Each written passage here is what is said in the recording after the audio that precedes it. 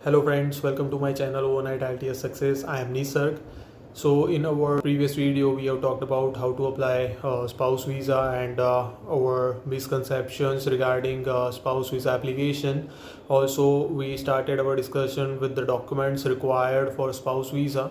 तो ये वीडियो में हम क्लाइंट इन्फॉर्मेशन पीडीएफ कैसे बनाना है उसके ऊपर बहुत ही डिटेल में जो परेटो प्रिंसिपल की मैं बात कर रहा हूँ तो लास्ट वीडियो में जिसमें 20% ऑफ डॉक्यूमेंट्स में आपका 80% ऑफ टाइम जाता है, तो वो 20% डॉक्यूमेंट्स में आपको अभी बताने वाला हूँ.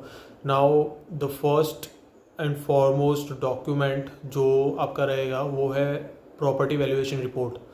तो आप फाइनेंशियल डॉक्यूमेंट्स रखेंगे वो अराउंड 1 करोड़ वैल्यूएशन का रहना चाहिए आइडियली. अगर उतना नहीं है तो आप ट्राई करना कि 80 लाख अबो तो रहना ही चाहिए. तो 80 लाख के अबो आपका जस्ट मूवेबल इन्वेस्टमेंट से कुछ नहीं होगा, वो आपको भी पता है. Movable investment like in bonds, in mutual funds, in stocks, in FDs, in PFs, in bank balance, if you consider all this, then those are all movable assets and movable finance which you are having. अभी ये जो finance के documents है उसमें आप दूसरा एक concern भी हटा देना कि उसमें सारे में स्पाउस का ही नाम चाहिए. अगर वो मेन एप्लीकेंट जो मतलब स्टूडेंट वीज़ा जिसका आया हुआ है, आपके स्पाउस का जो भी है, आपके हस्बैंड है, हस्बैंड आपके वाइफ है, उनके नाम पे भी है, तो वो भी आपके ही फाइनेंशियल डॉक्यूमेंट्स में कंसिडर करना है आपको. तो आप दोनों का कंबाइंड मिला के जो वैल्यूएशन रहना चाहिए वो 80 लाख के अबो रहना चाहिए, considering immovable assets. Immovable assets means आपका प्रॉपर्टी आ गया, तो प्रॉपर्टी वगैरह का आपको प्रॉपर्टी वैल्यूएशन रिपोर्ट निकालना पड़ेगा. At the time of buying what you have paid is not considered as the proper documentation for finance. So आपको क्या करना है ना, आपको CA के पास जाना है, उनको पूछना है कि आपका कोई प्रॉपर्टी वैल्यूअर है, को कॉन्टैक्ट नंबर देगा उसका, आपको प्रॉपर्टी वैल्यूअर को कॉन्टैक्ट करना है and then accordingly they will ask some details like agreement letter, or they will ask for some photos of the property, or sometimes what they will do is they will visit your property physically and they will check, and then after they will give you a property valuation report. तो उसमें आज की date में on paper आपका कितना valuation हो रहा है प्रॉपर्टी का वो आपको निकल के आएगा. तो ये हो गया आपका प्रॉपर्टी वैल्यूएशन रिपोर्ट. आपको प्रॉपर्टी वैल्यूएशन रिपोर्ट की ज़रूरत इसलिए पड़ेगी क्योंकि CA नेटवर्थ रिपोर्ट आपको निकालना है. तो CA नेटवर्थ रिपोर्ट निकालने के लिए आपको प्रॉपर्टी वैल्यूएशन रिपोर्ट पहले CA को देना पड़ेगा. तो वो इमूवेबल असेट में आपका प्रॉपर्टी वैल्यूएशन रिपोर्ट से वो वैल्यू ले लेगा, और मूवेबल एसेट्स में आपको सारे स्टेटमेंट्स और बैंक बैलेंस सर्टिफिकेट और आपके जो सरेंडर वैल्यू सर्टिफिकेट्स है पॉलिसीज़ के वो सारे निकाल के उसको देना होगा. तो वो उस हिसाब से CA नेटवर्थ रिपोर्ट निकालेगा. CA नेटवर्थ रिपोर्ट आपको जो निकालना है वो आपके जो मेन एप्लीकेंट है, जो स्पाउस, उनके नाम का निकालना है. बट आप उसमें दोनों हस्बैंड वाइफ के इन्वेस्टमेंट्स कंबाइन कर सकते हो. इसमें एक चीज़ और ध्यान रखना कि आपका जो मूवेबल इन्वेस्टमेंट जो है आपका वो 30 लाख के अबो होना चाहिए, और सब मिला के along with immovable asset and movable asset वो आपका 80 लाख के अबो होना चाहिए. 30 लाख के ऊपर मूवेबल एसेट मैं इसलिए बोल रहा हूँ क्योंकि आप अगर कनाडा गए, इन केस आपको फाइनेंशियली कोई तकलीफ़ हुआ, तो कैनेडियन गवर्नमेंट सबसे पहले वही चेक करता है कि आपके मूवेबल एसेट कितने हैं. अगर वो 30 लाख के अबो है then you are safe on a safer side, and they won't think twice to grant you the visa based on your finance. अभी हम बात करेंगे कि आपको कौन कौन से सपोर्टिंग डॉक्यूमेंट्स आपको अटैच करने हैं आपके क्लाइंट इन्फॉर्मेशन पीडीएफ में. तो सबसे पहले आपको क्या करना है ना, आपको एक इंडेक्स बनाना है, और वो इंडेक्स में आपको टॉपिक वाइज लिख के जाना है कि भाई सबसे पहले मेरा लेटर ऑफ इंटेंट आएगा जो कि आएगा सेकंड पेज पे. सेकंड पेज पे क्यों? क्योंकि फर्स्ट पेज पे आपका इंडेक्स आएगा. Now after letter of intent आपके स्टूडेंट पे जो जा रहा है उसका वीज़ा आएगा, देन उसका पासपोर्ट, उसका करस्पॉन्डेंस लेटर, उसका ऑफर लेटर, उसका फ़ी स्ट्रक्चर, उसका fee receipts and then GIC receipts. तो ये सारा चीज़ आपको एक लाइन बाय लाइन लिखना है। उसमें बाजू में स्पाउस ब्रैकेट में लिखना है क्योंकि ये आपके स्पाउस का है, और उसमें साइड में उसके पेज नंबर लिखना है। तो ये आपका हो गया इंडेक्स। तो फर्स्ट पेज पे आपका इंडेक्स आएगा। लेटर ऑफ इंटेंट आपको कैसे लिखना है, तो लेटर ऑफ इंटेंट में आपको क्या चीज़ इंक्लूड करना चाहिए, तो ये स्टूडेंट ही लिखेगा। जैसे कि मैं हूँ, तो मैं अगर स्टूडेंट पे जा रहा हूँ और मेरा स्पाउस अप्लाई कर रहा है, तो मेरे स्पाउस का जो लेटर ऑफ इंटेंट रहेगा वो मैं लिख रहा हूँ on behalf of my spouse, ऐसा भी लिख सकते हैं। और स्पाउस खुद भी लिख सकता है।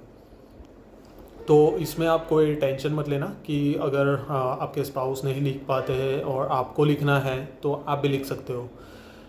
अभी इसमें क्या क्या चीज़ होना चाहिए लॉजिकली, तो सबसे पहले आपको आपका रिलेशन जस्टिफाई करना है तो कर दीजिए अगर डाउटफुल आपको लगता है। और अगर आपका रिलेशन 1 ईयर से पुराना है तो जस्टिफाई करने की कोई ज़रूरत नहीं है, आपने ऑलरेडी मैरिज प्रूफ में जस्टिफाई कर दिया है उसको।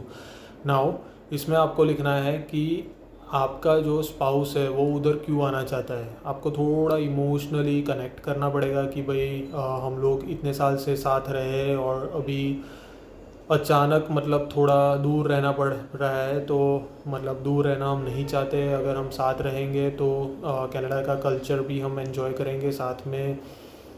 वो उसका खुद का एजुकेशन है तो वो आप इलेबोरेट करके लिखिए कि she is a qualified lawyer और she can help the Canadian community in this वे।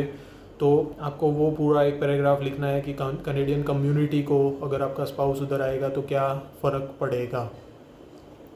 इसके बाद आपको लास्ट पैराग्राफ में वो भी लिखना है कि आपका स्पाउस आपके साथ वहाँ पे आ रहा है ओपन वर्क परमिट पे, तो आफ्टर दैट आप रिटर्न क्यों आओगे यहाँ पे। तो आपको लिखना है कि इंडियन इकोनॉमी भी बहुत ही बूस्ट हो रहा है अभी, और नेक्स्ट 10 ईयर्स इंडिया के ही है एज़ पर टॉप इकोनॉमिस्ट।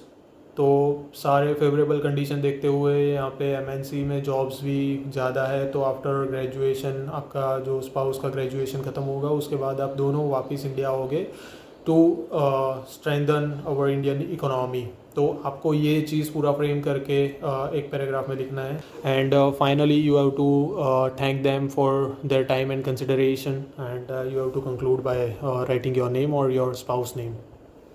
तो ये हो गया आपका letter of intent how to draft.